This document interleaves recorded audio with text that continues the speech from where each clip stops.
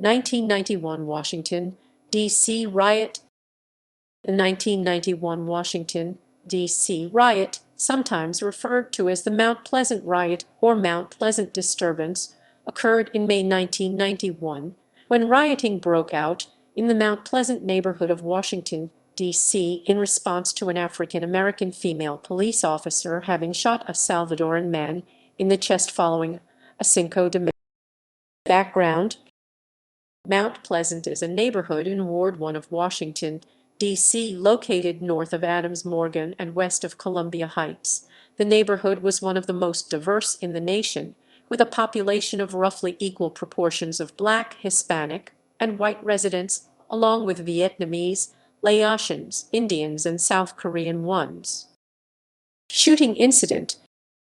On Sunday evening, May 5, 1991, following a Cinco de Mayo street celebration in nearby Adams Morgan, Angela Jewell, a rookie Washington, D.C.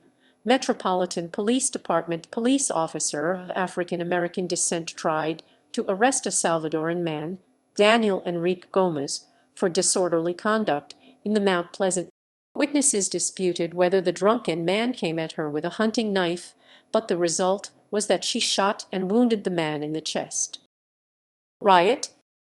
The man was shot and left paralyzed.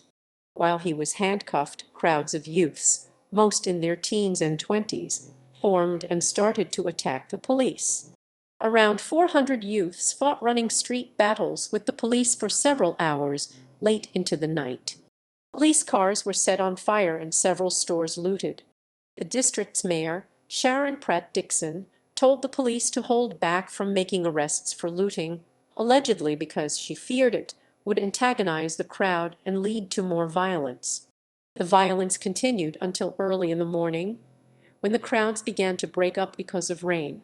Hoping to avoid a second night of rioting, city officials met with Hispanic community leaders the next day, but the meeting did little to stop the violence. By evening, even with 1,000 riot police on the streets, the rioting started again. Police fought with as many as 600 Black and Hispanic youths, some with bandanas over their faces. The rioters pushed dumpsters into the streets to block traffic, looted and damaged stores, and attacked police vehicles and city transit buses, setting several on fire. Several instances of gunfire were also reported. The police responded by firing tear gas grenades at the groups of rioting youths and by making arrests. When it was obvious that the disturbance was not going to end, the mayor declared a state of emergency and put a curfew into effect. The curfew covered a 4-square-mile area of the city and included not only Mount Pleasant, but also the surrounding areas of Adams Morgan and Columbia Heights. By Tuesday night, after 2 nights of rioting, the curfew reduced the disorder. Only isolated incidents of violence and 33 arrests were reported on the 3rd night of rioting. Hundreds of police officers descended onto the neighborhood to enforce the 7:00 p.m. curfew and curb violence. Although there were some reports of rock and bottle throwing, no further stores were looted or fires set. Most people in the area stayed in their homes, afraid of being arrested for breaking the curfew. The riot was essentially over. Aftermath. By the time the curfew was finally lifted on May 9, almost 230 people had been arrested, most of them for curfew violations. 50 people had been injured, mostly police. Over 60 police vehicles had been either destroyed or damaged, along with 21 city transit buses. At least 31 businesses had been looted or damaged, and losses to both city and private property totaled in the hundreds of thousands of dollars. Many of the new Latino immigrants to the Mount Pleasant area had come from Central America, fleeing violence and seeking work. While there had been some friction between the police and the local community due to language and cultural differences, there had been no major outbreaks of trouble.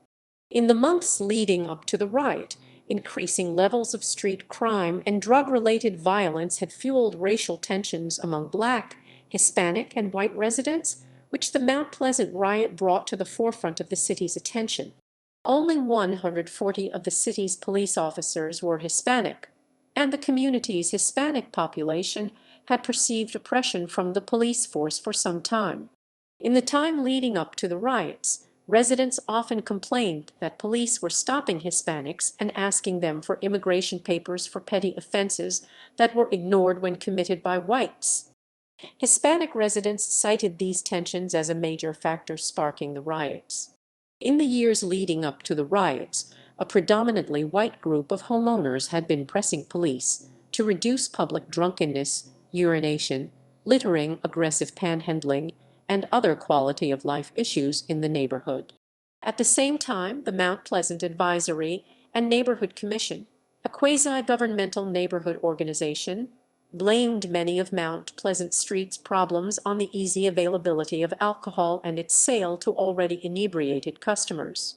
Some Black and Hispanic residents perceived these efforts to crack down on alcohol sales as an attempt to drive lower-income people and the customers they served out of the neighborhood, further fueling tensions.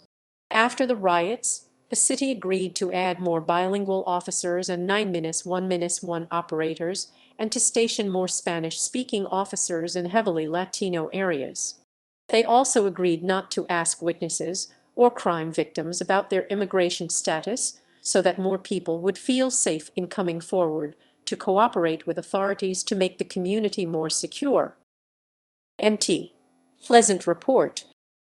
The United States Commission on Civil Rights transmitted a report in 1993 to the President and others based on the testimonials, research, and field investigations about the atmosphere after the riots and feelings of Latinos living in D.C. The Mt.